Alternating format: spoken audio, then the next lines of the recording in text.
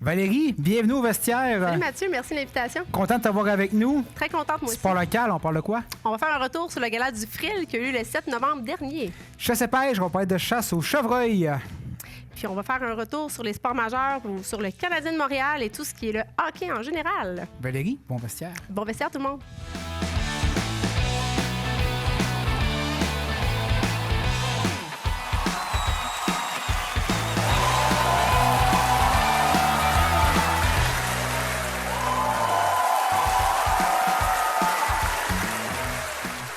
Le vestiaire vous est présenté par Hyundai Jean-Roch Thibault et Microbrasserie Charlevoix.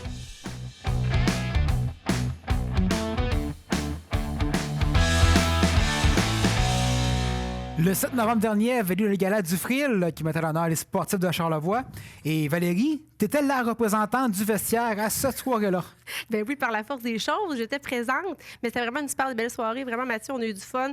C'est la première fois pour moi que j'assistais. Tout le monde m'avait dit, tu vas voir, Valérie, c'est un des galas le plus fun dans Charlevoix. L'ambiance était vraiment super. Puis c'était vraiment à Couteau Manoir Richelieu que demander de mieux, comme soirée très jet-set. Écoute, parle un peu des porte-paroles qui étaient sur place. Ben écoute, il y avait vraiment une belle délégation, puis il y avait une belle brochette de prix aussi qui était remis. Là. Moi, c'est la première fois que j'y allais, fait que j'ai tenté le pouls un peu. Puis on a vraiment eu des athlètes vraiment inspirants qu'on a vus, dont l'athlète de l'année qui a été décernée à Mathilde Fortier, qui n'était pas présente au gala. Puis moi, j'ai eu la chance d'être assise avec sa famille pendant le souper, parce que Mathilde, de rien de moins, était en transfert vers l'Italie en avion, oui. fait qu'elle ne pouvait pas participer. On fait une parenthèse. Elle avait une compétition, d'ailleurs. Oui, c'était les mondiaux freestyle de football en Italie, puis elle a terminé 4e. On a su ça dans les dernières heures, fait que c'était encore un super bel exploit pour elle. Fait qu'en plus, elle ressort avec le mérite de l'athlète de l'année. Félicitations, Mathilde. Félicitations, Mathilde. Puis l'athlète de la relève a été décernée à Alexis Dufour en ski acrobatique. Fait que lui aussi, une belle relève. Il fait une super belle ascension dans son sport. On a eu aussi les parents de l'année qui ont été nommés. On a Pierre-Luc Aymon Lavoie, Mireille Savard, puis Mme Isabelle Tremblay aussi, qui a été nommée comme parent de l'année. Un autre prix super intéressant, équipe de l'année. Et là, je me permets de dire que toutes les équipes en nomination étaient féminines. Je dis ça, je dis rien. Très bien. L'équipe de l'année qui a gagné, c'est l'équipe de soccer, les Arts de Baie-Saint-Paul, U14, qui ont remporté ce beau prix-là. Et finalement, il y avait le prix Sébastien Thibault qui était remis le ou la bénévole de l'année, qui a été remporté par Valérie Lavoie. Félicitations, moi-même. Valérie. Merci. C'est un super de bel honneur. Quand j'ai reçu le mémo comme de quoi que j'étais bénévole de l'année nominée, d'abord, j'étais vraiment déjà très touchée. Fait que moi, j'allais là déjà juste pour représenter le patin, puis le 50e aussi qu'on a fêté. C'est un peu ça qui menait à la nomination. Puis la belle surprise, c'est que j'ai gagné dans cette catégorie-là un beau gros prix. Sébastien, il ne fait pas les choses à moitié. Fait qu'il nous a remis un beau gros prix. On connaît le moineau un peu. Exactement. Je dirais qu'il a été dans le centre de table chez nous 24 heures. Puis après ça, je l'ai mis en lieu sûr là, à l'aréna dans notre le beau vitrail qu'on a là, du club. Fait que il va être là, fièrement représenté par le patin. Première fois qu'un bénévole du patinage artistique le remportait. Fait que je suis très fière. Parle-nous un peu de ton implication au club de patinage. Oui. Parle-nous-en un peu. Qu'est-ce qui t'a amené justement à mériter ce prix-là? Bien, moi, ça fait depuis 2014 que je suis sur le CA du club. J'ai toujours Donc, ça a fait 10 ans? Oui, ça fait 10 ans. J'ai fêté mon 10 ans en même temps. Bien, c'est ça, justement. Les gens du club me disaient à la blague, tu aurais pu recevoir le prix pour la décennie. Bien, je fais quand même. Je ne pourrais pas porter ça sur mes épaules. Mais c'est ça fait 10 ans. Fait que moi, je suis passionnée de patin. Dans la famille, il y en a toujours. Moi, j'en ai fait. Ma soeur en a fait aussi. Là, ma fille en fait. Fait que c'est une histoire de passion. Fait que c'est ça. On a, de fil en aiguille, on a fait des championnats d'invitation plusieurs années. Puis là, c'est sûr que cette année, comme je te disais, c'est le 50 ans qu'on a fêté, là, le gros spectacle qu'on a fait le 5 octobre dernier qui a mené un petit peu plus à relever ma candidature, si on veut. Admettons, on jase. Ça peut... Combien d'heures par semaine, à peu près, tu investi en bénévolat au club de patin? Écoute, ça, c'est une bien bonne question. Mon chum, Barlabande, me l'avait demandé, sans trop que je sache que c'était pour la nomination. Il dit, combien d'heures tu mets là-dedans par année, par semaine? Écoute, c'est sûr que le temps à l'aréna n'est pas tout le temps en tant que bénévole. Des fois, je suis la maman puis je regarde le patin. Mais tu sais, dépendamment c'est des réunions ou non, peut-être 3 heures par semaine, mais ça peut aller jusqu'à 6. Puis tu sais, quand il y a une compétition à organiser, on s'entend que on dépasse le 30 heures, là, ça c'est sûr, par semaine, par moment. Donc, t'imagines, c'est des enfants qui t'ont amené à t'impliquer au club. Oui, mais comme je te disais, j'en ai fait longtemps du patin. Puis je l'ai tatoué sur le cœur. Fait que là, quand Karen est née, elle faisait même pas encore de patin. J'ai commencé à embarquer sur le CA. J'ai été demandée, fait que j'ai accepté de siéger sur le CA. Mais par la bande, là, c'est sûr qu'à ça, vu que ma fille patine, ben c'est comme une belle continuité familiale. Les bénévoles, ils ont un grand rôle à jouer dans Énorme. le sport mineur. Parle-moi un peu. Qu'est-ce que ça représente, cette implication-là? Ben écoute, il n'y a pas de bénévoles. S'il n'y a pas de bénévoles, il n'y a pas de sport, clairement, parce que c'est eux qui mènent le bal. Tu sais, je veux dire, c'est tout le sport amateur est géré par un comité CA de parents bénévoles. Puis après ça s'organise pour pouvoir orchestrer le reste. Là. Mais ça prend ça absolument. S'il n'y a pas de bénévoles, il n'y a pas de sport pour les jeunes, mis à part des sports plus au niveau scolaire, ces choses-là. Mais sinon, le sport amateur, ça prend des bénévoles. S'il n'y en a pas, il n'y a pas de sport. Puis ça prend un bon bassin aussi, c'est ça qui est dur des fois à les recruter. Là. On dit souvent qu'en aidant, dans le fond, c'est nous qui se faisons aider. Qu'est-ce que tu vas chercher là, dans le bénévolat, toi, dans ton implication? C'est drôle que tu me poses la question parce que je disais à ma fille l'autre fois, j'ai dit c'est tellement valorisant. Puis elle me disait, mais maman, c'est quoi ça être c'est quoi valorisant? Ben, j'ai dit, c'est d'être fier de ce qu'on fait puis de voir que le temps qu'on met dans notre bénévolat, ben, ça permet à chaque petit athlète de pouvoir se démarquer sur la glace ou ailleurs, là, peu importe le sport. Je pense que c'est ça, c'est la valorisation que ça donne puis les petites étoiles dans les yeux qu'on voit des enfants puis des plus grands aussi. Là. On parle des enfants parce que moi, c'est mes enfants que j'accompagne, mais dans tout bénévolat, c'est de voir la petite lumière de brillance puis le bonheur dans les yeux des autres. On va dire la clientèle première de bénévoles, ce sont les parents des jeunes, mais j'imagine qu'il y en a d'autres. C'est qui les bénévoles? Bien, écoute, c'est les parents, puis après ça, tu sais, il y a comme moi, je dis toujours, il y a comme deux gangs. Tu as les parents, parce qu'ils sont là, parce que les parents, les jeunes en font, puis tu as ceux qui sont les passionnés par ce sport-là depuis tout le temps. On l'a au hockey, on l'a au patin dans Charlevoix, on l'a en ski, je suis certain. Des gens où, tu sais, ils ont été embarqués peut-être à la base par leurs enfants, puis après ça, ils ont resté parce qu'ils sont passionnés par ce qu'ils font, puis ils ont le désir de faire continuer les choses. Écoute, en plus du bénévolat pour le club de patin, tu as décidé d'en faire ici au vestiaire. Ben oui, j'ai pas pu refuser cette belle opportunité-là. Je trouvais que c'était une belle expérience à eu avec vous autres. Là. Puis c'est comme je disais, je vais essayer d'être la force un peu plus tranquille. Là. Allô à Philippe, là, mais je pense qu'on devrait faire une bonne job. Tu vas sûrement être meilleur. Écoute, Antoine, je te laisse le mot de fin. Si tu invites les gens, pourquoi les gens devraient s'impliquer? Si tu les invitais à s'impliquer bénévolement dans le sport mineur, pourquoi ils devraient le faire? Bien, écoute, il faut le faire parce que, justement, comme je disais, on veut que nos jeunes, ils bougent. Puis, tu sais, on parle de bouger, mais c'est de faire des activités, peu importe. Là, ça peut être aussi des activités plus récréatives, ça peut être de l'art, ça peut être autre chose. Mais, tu sais, nos enfants, ils ont besoin de se rassocier et d'avoir une appartenance à quelque chose. Puis, même d'autres comme adultes aussi. Là, fait que c'est, tu sais, on veut avoir un équilibre, tout ça dans la vie. Puis, je pense que ça part par le sport et le loisir. Fait qu'il faut donner son temps parce que sinon, il n'y a personne d'autre qui va le faire si nous, on ne commence pas à le faire parce que ça sème une petite graine. Puis après ça, d'autres personnes te suivent. Fait qu'il faut y aller puis il faut le faire pour ceux qui sont en l'air de nous qui veulent le faire. Valérie, merci beaucoup. Allez, merci, Mathieu. Volet chasse et pêche avec l'ami FX qui est là aujourd'hui pour nous parler de la chasse au chevreuil. Mais là, moi, j'ai une question. Moi, je suis nouvelle au vestiaire, mais j'ai vraiment une question qui me brûle les lèvres. Chevreuil puis le cerf de Virginie, c'est-tu la même affaire? C'est le même espèce. C'est juste une appellation universelle qu'on appelle le cerf de Virginie au niveau de l'Amérique du Nord, qui est en anglais le white-tailed deer. Et du côté du chevreuil, c'est une appellation française qui vient de nos cousins de l'Europe. Le chevreuil est une appellation d'un cerf aussi qui est en France, qui est, comme on voit ici sur l'illustration, beaucoup plus trapu, plus petit, mais qui est tout à fait différent du cerf de Virginie, qui est beaucoup plus majestueux, plus grand, qui va avoir une plus belle morphologie que le chevreuil d'Europe. Ces yeux ont dit enfin une question pertinente ici au vestiaire. C'est ça. Ben, écoute, c'est le cerf de Virginie qui serait le plus... Effectivement. La meilleure appellation. Parfait. Écoute, justement, la saison de chasse vient de se terminer. Oui, saison de chasse qui a été mouvementée, si on peut dire. Parce que les changements, est-ce que ça a porté fruit au final? Porté fruit, oui et non. C'est que la période de chasse, on le sait, on chasse aux alentours de la deuxième semaine de novembre, aller jusqu'à la mi-novembre. Donc, voilà, malin du 8 au 15 novembre. C'est pas mal les périodes à chaque année qu'on vise pour le cerf de Virginie, autant à l'arc et arbalète qu'au fusil pendant 3 jours. Cette année, chasse un petit peu plus difficile pour l'ensemble des chasseurs de la région. On le sait, ça a été influencé par la pleine lune qui a eu lieu la semaine dernière. Des variations de température très élevées. On a commencé avec un début de chasse très froid, des nuits de -4, -5, -6, en finissant ça avec les 3 derniers jours avec une température sous zéro, des 7, 8, 9 quoi degrés. Ça influence la chasse? Premièrement, ça va réduire un peu les déplacements des gibiers dans pleine période de jour. Ce que j'entends par là, c'est que souvent, les chevreuils vont être moins actifs, un petit peu moins sur les nerfs, entre guillemets. Ils vont plus attendre pour soit bouger le matin très tôt ou le soir très tard pour aller dans les aires ouvertes, souvent qui vont être sollicités par les chasseurs. Les champs, les chemins forestiers, les coupes forestières, ça va souvent être là que les chasseurs vont aménager leur secteur de chasse avec des sites à pâtés ou des miradors qui vont être installés.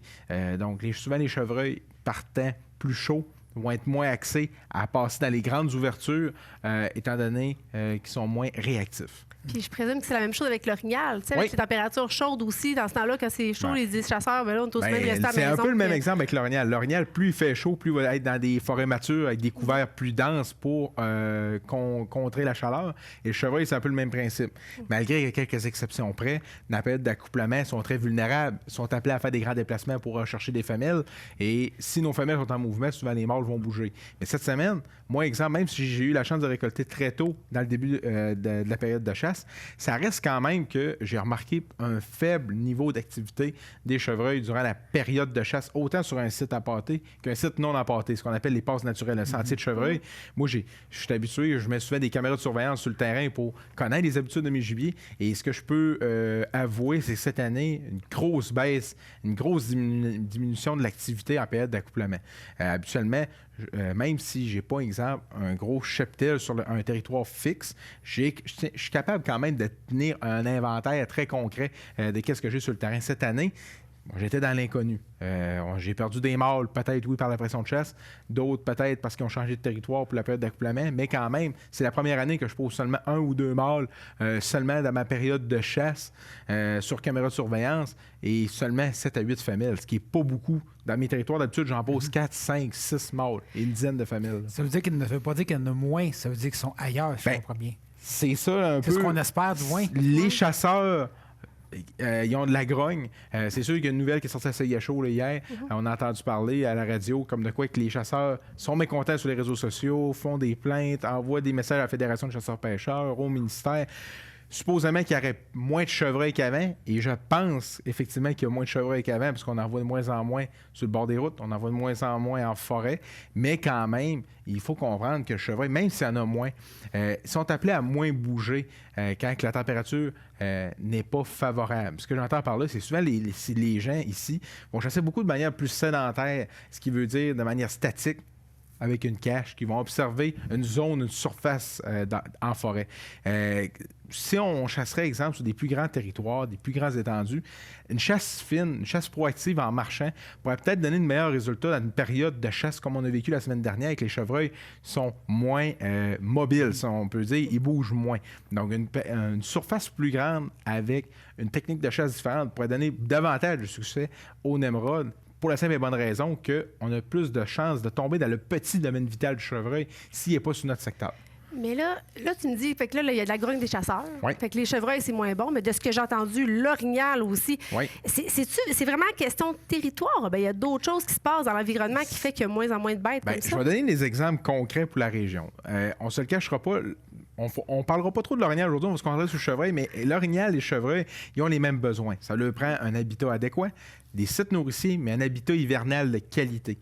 Et c'est le dernier point que je tiens quand même à souligner, c'est les habitats hivernaux dans la région, pour le cerf de Virginie, on le sait, c'est proche du fleuve Saint-Laurent.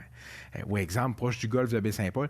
Les dénominateurs communs sont fort simples. Ça prend des pentes qui a idéalement de flanc sud pour avoir beaucoup de pluie de lumière pour l'hiver. On le sait, le sud va amener plus de chaleur dans la journée. Il va y avoir plus de soleil, donc moins de neige durant l'hiver sur ces versants-là. Et souvent plus de luminosité aussi durant l'été pour faire pousser des repousses. Donc les chevreuils vont souvent aller s'alimenter là-dedans l'hiver. Et souvent, ces repousses-là sont dans des secteurs très escarpés, comme proche du golfe, dans la vallée du Gouffre, mais aussi proche du fleuve Saint-Laurent. Donc, c'est ce que je veux emmener, ce qui est quand même très important dans les dernières années. Je ne sais pas si vous avez remarqué, beaucoup d'accidents routiers l'hiver par les chevreuils. On entend souvent « j'ai frappé un chevreuil, j'ai failli en frapper un ». Mais dans ces secteurs-là, c'est des secteurs où il y a des habitats hivernales. Mais sur le Cap-au-Corbeau, exemple, dans le secteur des éboulements, juste dans le secteur du Cap-au-Corbeau, dans les 10 dernières années, environ 100-125 chevreuils peut-être sont morts causés par des accidents routiers, ce qui amène une baisse significative du cheptel. De mon côté, dans ma famille, on a déjà eu une compagnie de remorquage dans le passé et j'ai déjà vu dans un hiver 15, 20, 25 chevreuils frappés par les automobilistes, qui fait en sorte que ça fait une baisse de cheptel automatique. Oui. Donc, ce qui est important de comprendre, c'est que oui, le chevreuil a baissé à cause de la qualité de chasse, Il y a beaucoup de pression de chasse. Il y a des chasseurs aujourd'hui qui chassent de manière exceptionnelle. Les gens sont rendus avec des bonnes techniques, mais aussi les chasseurs, vu qu'il y a moins de chasseurs d'orignaux maintenant, parce qu'ils ont moins d'intérêt face à l'orignal, ils décident de concentrer leur argent, leur budget, leur congé, leurs activités pour le chevreuil. Ouais. Donc, plus de pression de chasse, beaucoup de mortalité durant l'hiver, peu de territoire de qualité pour le ravage d'hiver, ce qui fait en sorte que les probabilités de réussite pour la pérennité de l'espèce sont faibles. Est-ce que ça va changer ta préparation de la chasse? Parce que tu parles souvent de préparer à l'année. Toi, est-ce que ça va changer ta préparation pour l'année prochaine? Est-ce que tu vas modifier tes... Ça peut être curieux de dire ça, mais comme exemple, moi, cette année, peut-être une approche que j'aimerais avoir, c'est au mois de décembre, quand je vais aller faire de la raquette ou peut-être de la randonnée pédestre l'hiver, je vais essayer de cibler les endroits où il y a des habitats hivernaux. Puis je veux mettre des caméras en périphérie de ces zones-là sans les déranger, parce que je veux pas les déranger, les chevreuils, durant l'hiver, mais je veux les mettre tout le tour, exemple, à 150-200 mètres, tout le tour de l'habitat ciblé, pour voir un inventaire de qu'est-ce qui reste en termes de chevreuil après la saison de chasse. Donc, le but, c'est de savoir un peu, est-ce que notre troupeau est en santé, il n'est pas en santé. Moi, j'aimerais ça peut-être mettre de l'effort après la chasse pour découvrir qu'est-ce qui reste de chevreuil vivant après la saison de chasse. Es-tu inquiet? Non, bien, c'est parce que je trouvais que tu revenais sur les caméras, là, tu sais. Ouais. De ce que je comprends, c'est important de bien connaître son territoire. Ouais. Fait que ça peut être vraiment, tu sais, le chasseur, tu sais, moi j'en ai aussi dans ma famille, Ouais. bon, comment est-ce qu'on se prépare? Ça peut être un vraiment bon outil d'investissement. Tu sais, on cherche des cadeaux de Noël dans le temps des fêtes, là, tu sais, pour nos chasseurs, Ouais. de les munir de bonnes caméras pour qu'ils soient capables de visualiser ce qui se passe. sur le Oui, une bonne territoire. caméra de surveillance, mais surtout d'en avoir un bon nombre. Parce que je vais Ouais, vous donner c'est un ça. exemple. Tu as beau avoir 2 ou 3 caméras, si tu ne les places pas aux bons endroits, tu ne verras rien. OK. Si tu les places, exemple, oui, c'est un site important en situation de chasse, mais surtout en dehors de la saison de chasse, sur des réseaux de sentiers, des dortoirs qu'on trouve en forêt, ça va aider vraiment à établir un bon portrait de la population que tu as dans ton territoire de chasse. Moi, ce que je dis tout le temps, c'est d'y aller de manière naturelle. Exemple, durant l'été, si on trouve des sentiers de chevreuil, n'hésitez pas à mettre des caméras sur les sentiers. Si vous trouvez un gratté qui a été fait par des sabots en dessous d'un arbre par un chevreuil, mettez une caméra. Si vous voyez, exemple, en plein milieu de la forêt, une belle concentration de pommiers sauvages, des C'est pommes, des indices, c'est de la nourriture de qualité pour le chevreuil, surtout en milieu forestier. On met une caméra là, puis comme ça nous permet de voir les déplacements puis de savoir la population, qu'est-ce qu'il y en est sur mon terrain. Donc, moi, c'est mes recommandations, mais c'est sûr et certain qu'il va falloir être plus proactif au fil des années parce que les proies faciles, entre guillemets, vont devenir de plus en plus rares dans notre coin parce que les chevreuils ont de plus en plus de pression de chasse. Il y en a de moins en moins. Donc, il va falloir davantage connaître leurs habitudes de vie. Écoute, avant de parler de ton trophée, Ouais. j'ai une dernière question. Oui. Es-tu inquiet pour la chasse dans Charlevoix? Oui, je suis inquiet, c'est sûr, parce que moi, cette année, je m'attendais à avoir beaucoup plus d'activités, parce que je suis quand même quelqu'un qui tient mes territoires à jour. Tu sais, je sais de manière quantifiable comment est-ce que j'ai de serre sur mes Je pense que c'est terrains. une bonne référence quand même. Oui, je suis assez rigoureux. Tu sais, j'ai une 60aine de caméras en forêt. Je suis à l'aise de dire qu'exemple, au chevreuil, si j'en mets 20 cet automne dans un territoire précis, ben, je peux te garantir que si je te sors un bulletin de santé du troupeau, il va être assez viable. Mais moi, ce que je peux dire, c'est que cette année, j'en ai vu beaucoup moins. L'année passée, j'avais beaucoup de relèves. On parle de jeunes mâles, de femelles avec 2 veaux, femelles avec 3 veaux, femelles avec 1 veau. On en voyait beaucoup. Cette année, peu de fans, peu de mâles d'1 an et demi, peu de juvéniles. Donc, on n'aura pas de relève dans l'an 3 et l'an 4, suivant ces naissances-là. Si on a 2-3 hivers assez rigoureux, des hivers avec beaucoup de neige, je suis pas très mortalité plus positif élevée, pour la pérennité de l'espèce. Puis en plus, on entend dire, selon les rumeurs, que le ministère, en 2026, ouvrirait la chasse au chevreuil, à l'arme à feu, à la carabine. Ce qui donne moins en moins de chances pour une pérennité de l'espèce. Là. Bien, ça fait un peu à contresens de ce que j'allais te poser. Je suis en train de me dire, faudrait-tu faire un arrêt de la chasse pendant 2, 3, 4 ans pour laisser le temps à toutes les cheptels de se remonter? Moi, personnellement, qu'est-ce que je ferais? Parce que c'est ce que j'en remarque, c'est qu'on a un ratio mâle-femelle débalancé. Fait que moi, ce que je ferais, j'augmenterais le nombre de permis de femelles par tirage au sort disponibles autant dans le 27 Ouest qu'on pourrait maintenant en mettre dans le 27 Est. Je garderais la période de chasse à 10 jours de chasse, mais peut-être pas nécessairement mettre l'arme à feu comme solution, parce qu'on le sait, le ministère, ce qu'ils veulent, c'est vendre des permis davantage. Si le gouvernement veut vendre plus de permis, l'accessibilité passe par la carabine. Et aussi, l'UPA met beaucoup de pression. La Société d'assurance automobile du Québec met beaucoup de pression pour baisser le nombre de chevreuils sur la province, parce que les accidents routiers, puis aussi les pertes agricoles, souvent, vont avoir raison sur notre troupeau. Donc, personnellement, mes recommandations seraient peut-être de mettre plus de permis femelles disponibles pour baisser notre ratio mâle-femelle, pour être idéalement à 1 mâle pour 2 femelles et non 1 mâle pour 6 femelles. Et aussi peut-être rallonger un petit peu la période de chasse, mais pas de carabine. OK. Ta chasse, comment a été cette année? Mais ma chasse, c'est... Vas-y, vente-toi, c'est le temps. Je suis encore sur un nuage parce que cette année, justement, juste avant ma dernière chronique, à la fin octobre, oui, je revenais d'un voyage de chasse, j'étais quand même optimiste, j'étais confiant de ma chasse, mais cette année, j'avais pas de grands espoirs. OK, on se cachera pas, j'en posais pas de chevreuil. Je voyais des femelles en masse, quelques jeunes mâles, mais je voulais pas récolter un jeune mâle cette année. Je vais me concentrer sur une bête mature. Et parmi mes inventaires rigoureux de caméras, comme je vous dis, j'avais ciblé cette année un trophée, un mâle depuis 2019 que je suis, dans le fond, un mâle de 10 ans et demi, un gros chevreuil. Puis cette année, justement, l'an dernier, j'avais mis beaucoup de caméras pour trouver son domaine vital, où est-ce qu'il habite en période d'accouplement ou juste un petit peu avant la période d'accouplement. Et au mois de décembre l'année passée, à force de faire mon inventaire de mes caméras, j'ai comme établi comme une espèce de chercher-trouve sur une carte. J'ai trouvé la zone où ce qui se tenait le plus, de jour, naturellement, le plus possible, pas dans les périodes de nuit. Puis là, cette année, j'ai remis les caméras aux mêmes endroits, puis je le posais. Mettons, sur un échantillon de 12 jours, je l'ai posé 5 fois à la même place, dans les mêmes heures. Tu l'as vraiment traqué, là. Ouais. Je te disais, hors d'onde, il y avait un nom, tu aurais pratiquement pu y en donner un. Oh, Toutes oui. ces années-là que tu fais partie de tes des fois, photos. je les en donne. Celui-là, je n'en avais pas donné un en particulier, parce qu'il n'avait rien qu'un gros J'ai appelé même. monsieur. Oui, lui, c'était un monsieur, effectivement. C'est Fait que l'offensive de chasse a été très simple. Comme j'ai déjà mentionné dans d'autres chroniques à l'émission, je ne chasse jamais un site d'appontage le matin. Donc, le matin, j'étais plus en mode prospection, préparation. Fait que, puis vers 11h30, midi, je me suis installé dans mon secteur de chasse. Mais j'avais trouvé un site à pâter proche du domaine vital du chevreuil que lui fréquentait. Fait que j'ai décidé de ne pas m'installer directement sur l'appât, juste un petit peu en périphérie, environ une trentaine de mètres à côté de l'appât. J'avais effectué un gratté, puis le chevreuil avait passé dans mon gratté. Donc j'ai installé un mirador la journée même, prêt à chasser, vraiment pour le surprendre en périphérie du site d'appontage. Vraiment sur le pourtour pour pas qu'il y ait de méfiance peut-être ou d'odeur. Fait que j'ai attendu vraiment d'avoir le bon vent pour moi. Puis ce soir-là, en fin de journée, la femelle est venue manger avec son veau au site d'appontage. Puis en périphérie, je l'ai vu arriver tranquillement, bien méfiant, en regardant s'il y avait de la prédation tout le tour. Puis j'avais mon arbalète, j'ai pris un tir éthique à 26 verges aux alentours de 16h30 sur ce mâle-là. Un super beau mâle, un gros 8 pointes de 23 pouces de large. Avec des marins très longs, des marins d'une vingtaine de pouces de long. Donc, il va se classer sûrement pour Trophée Québec. C'est quand même une grosse bête, là.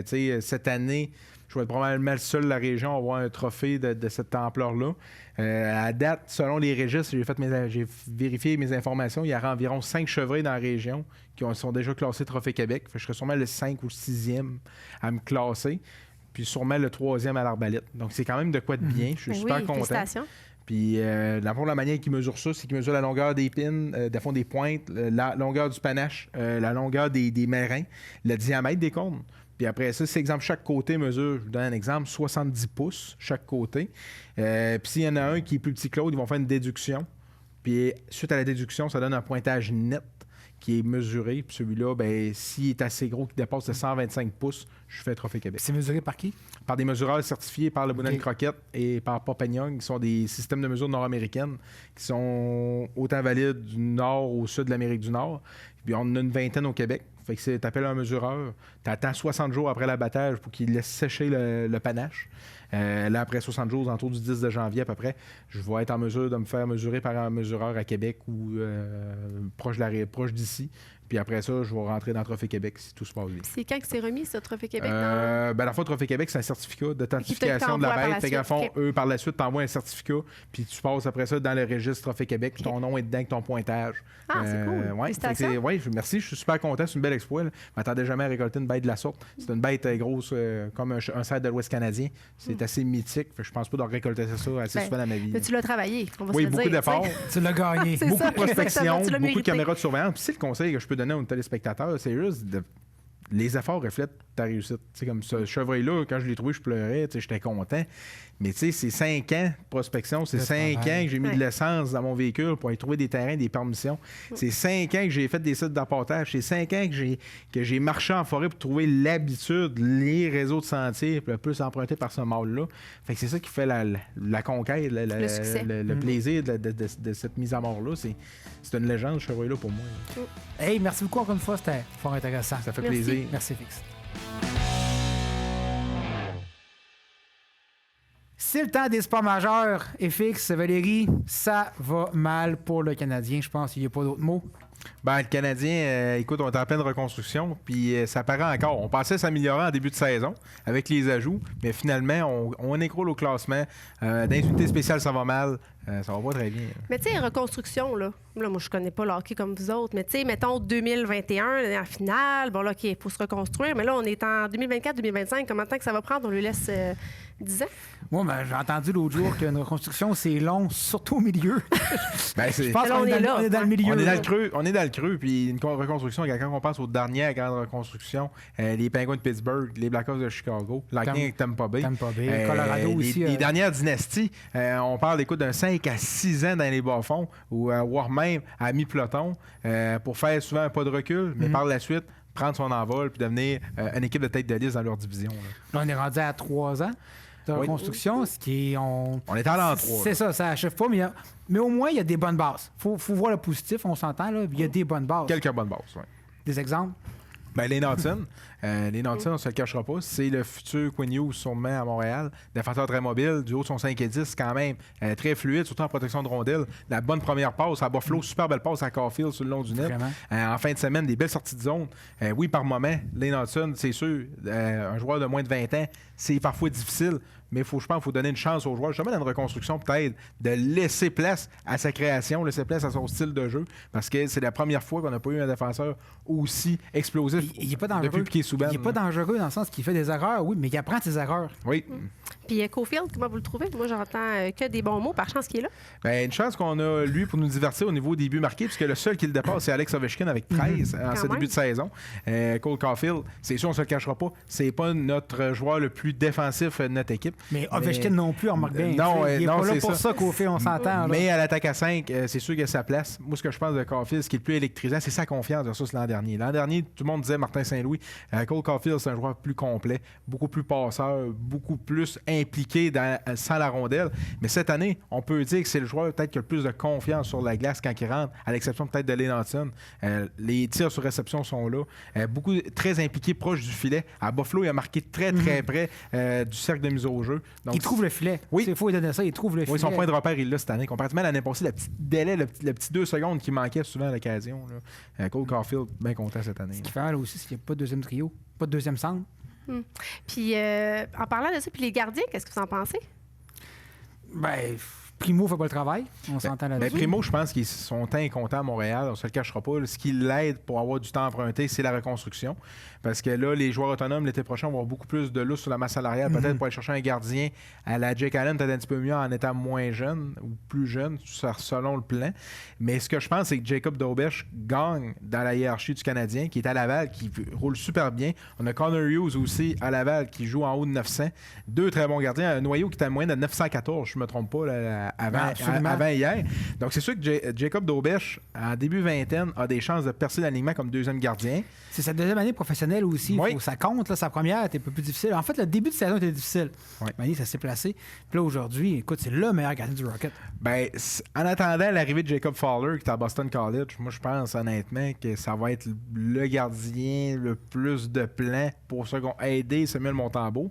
Mais on est toujours quand même à la recherche d'un gardien numéro 1 depuis Carey Price. C'est vraiment utile aussi. Est-ce qu'on a vraiment besoin d'un gardien numéro 1? Quand tu regardes les équipes de tête, tu sais, par exemple, tu peux avoir Adden Hill, mais est-ce qu'il est vraiment meilleur que Montembeault, par exemple, avec Vegas?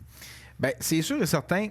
moi, personnellement, je pense qu'un gardien de premier plan pourrait donner des bonnes chances. Et si on regarde du côté de la Floride, l'année passée, ce qui lui a donné un bon coup de main, c'est Sergei Bobrovsky. Si on regarde aussi Darcy Kemper à l'époque avec le Colorado, il y a 2 ans, qui a donné un bon coup de main. Jeremy Swayman, même si cette année, il n'a pas le début de saison à se compter, ça reste quand même qu'il y a une bonne base devant le filet. Puis il y a 2 ans, on ne se le cachera pas avec les nœuds sur le marque. Ça a fait en sorte que ces 2 gardiens ont propulsé les Bruins de Boston à la tête de l'Atlantique. Là. Mais écoute, il y a 2 ans, Bobrovsky a une très mauvaise saison avec Floride, puis l'équipe a fait patate en série. Oui, un gardien, je pense, c'est important. Je dis pas qu'il faudrait tout miser sur notre masse salariale comme avec Carey Price avec un 10 millions. Mais si on serait capable. Ou les Rangers avec un 11-12 millions. À Shesterkin, oui, effectivement. Mais si on pourrait aller chercher, exemple, un bon gardien de mi-peloton. Exemple, là, les Maple Leafs ont fait une excellente acquisition avec Anthony Stolarz. Un très bon gardien qui était le 2e en Floride, qui a substitué, on ne se le cachera pas, Jack Campbell, qui pense qu'à Toronto, on ne manque pas beaucoup. Ouais, non, c'est au balotage d'ailleurs. Oui, c'est pour ça que je pense que peut-être on pourrait chercher un bon gardien, peut-être, en attendant l'arrivée de Jacob Fowler, parce que Samuel Montembeault ne peut pas tout faire tout seul. Ouais. Fait que dans le fond, le plan de match, si je vous comprends bien, on laisse aller les choses, on essaie d'aller chercher le plus possible de nouveaux joueurs, puis la relève qui s'en vient. Fait qu'on essaie pas nécessairement d'aller mettre des gros montants sur des vétérans. On va essayer de peut-être essayer d'aller chercher plus des nouveaux visages. Le gardien arrive comme un coin. Soit que là, il se met à investir dans des vétérans puis qu'il plafonne dans le milieu mou, là, c'est-à-dire qu'à 9e puis qu'il va pas chercher des hauts choix, ou il se dit là en bon français, on scrape une autre saison encore. On va chercher un autre bon choix de top 5. Il y a eu Demidov, il y a Randbacker qui va jouer à un moment donné. Est-ce qu'ils vont chercher un autre relève? Parce que les clubs gagnants, souvent, t'as une partie de ton corps, en bon français, que c'est des jeunes qui sont encore sur leur contrat d'entrée, donc ils ne gagnent pas, qui ne mobilisent pas comme une très grosse masse sur la masse salariale. Donc, ils jouent un peu en deçà de leur valeur. Je sais pas ce que tu en penses. Je pense que aussi le core... Ce qui fait mal à Toronto, d'ailleurs. Comme on utilise le terme, c'est que le core à Canyon, ça a été surtout le repêchage 2019. Il était cherché Alex Newhook, Kirby Dack, Cole Caulfield, tous des joueurs draftés repêchés au repêchage 2019. Nick Suzuki, chef de la hiérarchie à l'attaque, repêchage 2017. Donc, c'est sûr et certain que je pense qu'ils sont venus, ils veulent bâtir aux alentours du 23-24 ans. Donc là, on le voit, on le sait, Slav, repêchage 2022. Demidov s'en vient probablement l'année prochaine, qui est supposément un super talent offensif. Donc, qui est là en plus. On se le cachera pas à l'attaque. Il manque quand même des options. Fait que moi, je pense peut-être que cette année, ils vont reprendre encore la possibilité de peut-être baisser au bas fond pour aller chercher un autre choix, idéalement en attaque. Mais c'est sûr qu'il va falloir penser quand même à ramener du nouveau talent à l'attaque. Là. Quand je parle de nouveau talent, c'est pour aider notre deuxième trio. Oui. La structure financière du Canadien est bonne dans ce sens que Nick Suzuki, il gagne un 7,8 de mémoire. J'exclus Patrick Lainé. Là. À 8,7. Mais c'est ton 7,8. C'est ton meilleur joueur techniquement. Mais si tu en as un meilleur que lui, ben tu peux le signer à 8,9. Donc ton meilleur joueur va être le mieux payé, mais tu n'auras pas à le surpayer. Comme par exemple, Toronto est pris avec Tavares, qui gagne 11 millions, mais qui ne produit pas pour le deuxième trio. Là. Qui ne produit pas pour ce salaire-là. Donc, on va dire le modèle économique du Canadien est viable à long terme. Mais il faut se rendre dans le long terme. Là, on est encore dans le moyen terme de la reconstruction. Oui, c'est sûr qu'à un moment donné, aussi sur le moral de l'équipe, c'est bien beau, on essaie d'être dans le bas fond pour avoir de la relève, mais ça ne doit pas être évident dans le vestiaire. Bien, c'est sûr qu'en plus, on a des vétérans comme David Savard qui, oui, est le bon grand frère, toujours là pour pallier aux erreurs des autres. Mais il ne faut pas se le cacher, David Savard a une bonne valeur à la date limite des transactions. Peut-être que son choix va être d'aller finir la saison avec un club pour gagner une deuxième Coupe Stanley. On a aussi Mike Matheson. Mike Matheson, très bon patineur. Il peut quand même aider une autre équipe dans un futur rapproché. Donc peut-être qu'à la date limite des transactions, on va peut-être être tenté d'aller chercher une monnaie d'échange pour Matheson, vu qu'il reste un an de contrat. Puis on a Logan Mailloux qui pousse aussi. On a Leigh Hudson. Fait que peut-être qu'au niveau de la structure défensive du Canadien, on va peut-être aller chercher des vétérans pour de la relève là, en attaque. Matheson, c'est une bonne question, un bon exemple du dilemme que le Canadien a fait face. Oui. Matheson, il gagne un salaire qui est à 5,4, c'est raisonnable. Oui. Il va sûrement gagner plus, il va chercher un 7-8. Bien là, il va augmenter son poids sur la masse salariale. Quand le Canadien va être bon, lui, dans le fond, il sera plus sur son premier contrat, et donc il va arriver sur sa grosse masse. Est-ce que le jeu va encore avoir la chandelle à ce moment-là? C'est aussi une question que où le Canadien l'échange tout de suite, pendant qu'il y a une grosse valeur, où il signe, puis il risque à plus loin long terme de l'échanger à moins de valeur. On a la possibilité aussi de le trancher à une équipe qui le veut comme joueur de location, parce que ça dépend du plan de l'équipe. Mais tu sais, exemple, quelqu'un qui veut y aller le tout pour le tout, exemple, un club pour un délai de 3 ans voudrait aller gagner la Coupe Stanley, chercher un défenseur mobile, offensif, il cadre dans ce moule-là. Mais c'est sûr et certain que si on y va pour la long shot, personnellement, je pense plus peut-être que le Canadien serait peut-être mieux sans départir à la date limite. puis essayer de monnayer le plus possible si leur but, c'est de se rajeunir à la défense. Parce que là, on a Mailloux qui pousse. Mailloux brûle la Ligue américaine avec 12 points en 6 matchs, je ne me trompe pas. On a aussi Lane Hudson. Lui, il faut qu'il joue. joue. Essentiellement, il faut qu'il joue beaucoup de minutes pour reprendre les gars de la Ligue nationale. Là. C'est ça. Puis là, on a aussi, avec Strobel, on n'est pas sûr. Avec Chakai, on n'est pas sûr. Donc là, c'est établi, c'est quelle hiérarchie en défensive qu'on va avoir. Parce que le seul qu'on a comme certitude présentement, c'est Caden Goulet. Puis Hudson. Alors, on espère à long terme, il reste juste une demi-saison, mais ce qu'il a fait dans cette demi-saison est impressionnant. Fait que là, le dossier des Canadiens, c'est réglé. On fait, les séries, on s'entend que ça serait une belle surprise, mais dans la Ligue nationale... C'est quand même un miracle. On peut faire le miracle. Mais dans la Ligue, là, présentement, là, c'est quoi vos projections pour la Coupe? Ben, la division centrale va être vraiment à surveiller parce que là, on a l'Avalanche Colorado qui est dans une fiche perdante. Qui renaît, là, mais qui est une équipe qui aspire aux grands honneurs de n'importe quand. On a Nathan McKinnon qui est en feu. On a Kel McCarr aussi qui est en santé. Il suffit juste de peut-être trouver un bon gardien, justement, parce que là, on a Annunen de ce côté-là qui est devant le filet avec Gorgiev, qui n'est pas nécessairement le duo de l'heure. Qui n'arrête pas grand-chose. 2 moyennes en bas de 900. Donc peut-être, justement, de ce côté-là, peut-être aller chercher un gardien de premier plan pour aller les aider comme joueur de location. Montembeau, par exemple, serait intéressant. Ou à la Darcy Kemper, comme on a vu dans le passé, aller chercher un gardien qui est beaucoup plus complet, parce que l'attaque est là. Puis là, on a Mikko Rantanen, devient joueur autonome à la fin de la saison. Donc il va falloir quand même penser tranquillement à aller chercher peut-être du renfort pour aider notre Avalanche. Parce que là, il y a Drouin qui va revenir. Nishkukin qui va revenir aussi, qui est un gros joueur de deux. La Deska qui est toujours absent. Deuxième trio, puis lui, il fait mal aussi parce qu'il occupe une grosse. On a Ross Colton qui est blessé aussi. Ross Colton avait 8 buts. Qui était le meilleur pointeur avant de se blesser. Oui, exact. Donc, l'Avalanche sera surveillée, le Wild du Minnesota, l'équipe de l'heure dans la division centrale. Je ne sais pas s'ils sont fragiles ou s'ils sont viables. C'est embêtant à dire. Premièrement, devant le filet, ça, c'est assez sa coche. Là. Philippe Gustafsson, gardien numéro 1. Marc-André Fleury, gardien numéro 2. Les deux jouent en haut de 900. Tout va bien. T'as Kirill The Thrill Kaprizov, 29 points présentement. Lui, il domine. C'est fou, là. C'est incroyable. On l'a vu contre le Canadien, il fait ce qu'il veut, il se promène. Le top 6 est en santé. Ça paraît pas, on a des vétérans comme Zuccarello qui fonctionnent bien. T'as Frédéric Gaudreau en support. T'as après ça, Yeresen Ek qui va bien aussi. Matthew Boldy. Ça paraît pas, mais à part Kaprizov, il y a d'autres joueurs qui peuvent l'aider au soutien offensif. Il n'y a pas de superstar, mais je sais pas si à un moment donné, tu peux venir à manquer de gaz en bon français. Tu as beaucoup de joueurs de soutien plus, mais à un moment donné, ça se peut que tu manques de talent en série. Sa série, c'est ça. C'est là que ça va jouer. Souvent, les saisons régulières, ils peuvent s'en sortir, mais je pense que ça prend toujours des vedettes. Il y a Brock Faber aussi qui va en défense, qui est quand même assez exceptionnel. Donc, je trouve que la centrale est excitante à regarder dans ce début de saison. Puis nos champions de la Coupe, eux autres, les Panthers? Ben ça va pas si mal. La voiture roule, là. La voiture roule. Reinhardt est au bout. Sam Bennett va bien. Avec un Bobrovski d'un but, c'est sûr que ça... Oui, mais on dit souvent qu'à la classe américaine, les équipes qui sont en série risquent d'être en série, ont de fortes chances d'être en série. Cette année, je sais pas, je suis vraiment embêté. Los Angeles, par exemple, sont là, mais ils ont l'air fragiles. Ils ont très fragile. Tu sais, Washington est en série, mais je pense pas qu'à long terme. Je sais pas, on parlait de Comper, il est rendu là, mais il va être productif à long terme. C'est embêtant. Vancouver est là.